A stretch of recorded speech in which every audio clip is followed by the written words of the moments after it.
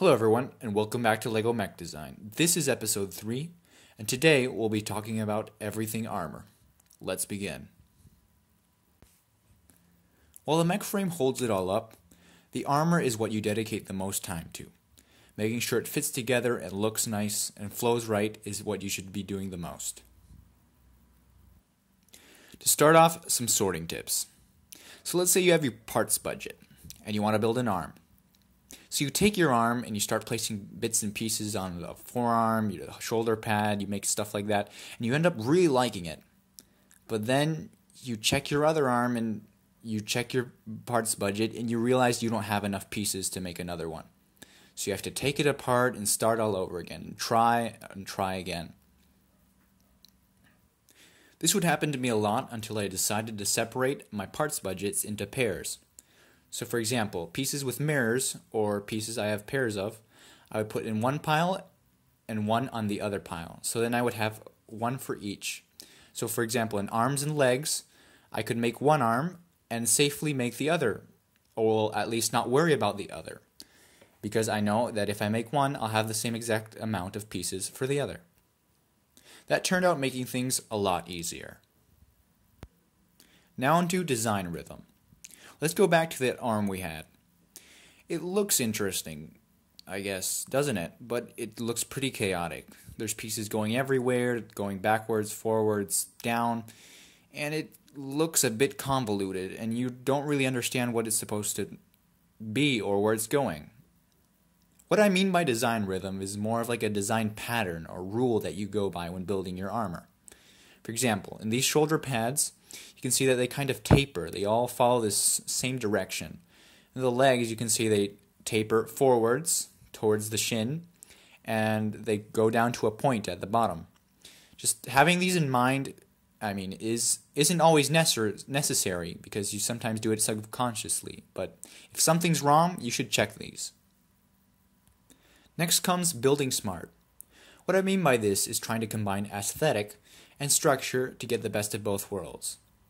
So for example, in the torso section of this example mech, you can see that I have this whole type of encapsulation that hugs the entire structure. This type of rhythm, this round rhythm that goes for the shoulder sockets, and this other round piece that goes around the waist.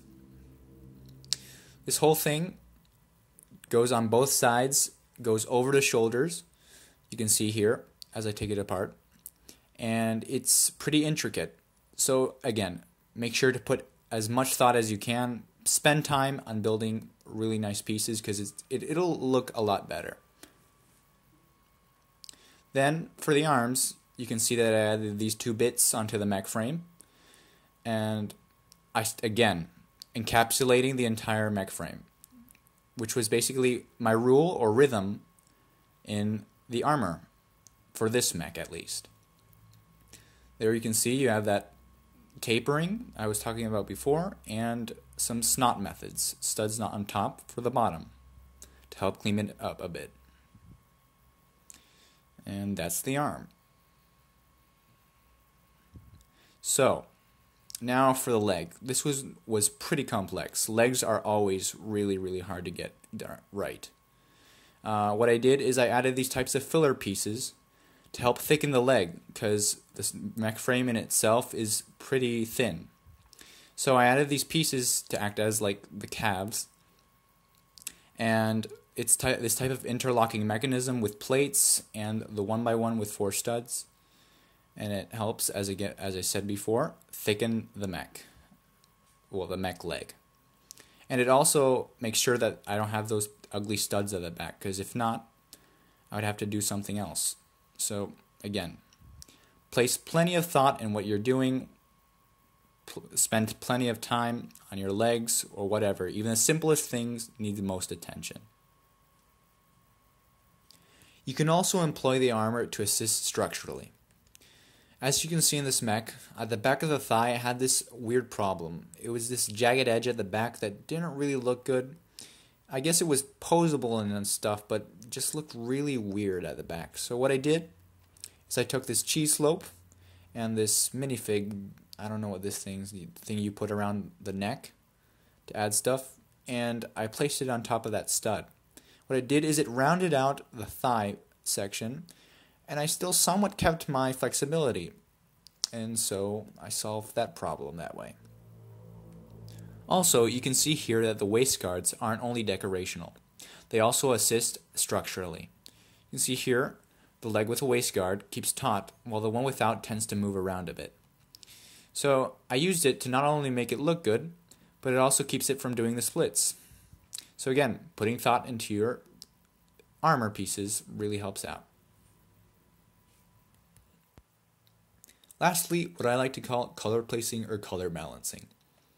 As you can see, this mech is mostly red and light gray, but I did add a little bit of dark gray in some places just to break the monotony of it. But I didn't spread it everywhere. I only placed it on the hands, the tip of the feet, and a bit on the torso in the center, just to make it look a bit more aesthetically pleasing. So try to do this with your own builds. If you think something's missing or if something looks wrong, try to spread out the colors more and make them more consistent. So that's it for this episode. As I always say, try to take these tips and integrate them where you can in your own builds. Next episode, we'll be talking about heads and hands. Even if they don't sound important, they really are. And if this type of stuff interests you, make sure to like, subscribe, and share with a friend. Thanks for watching.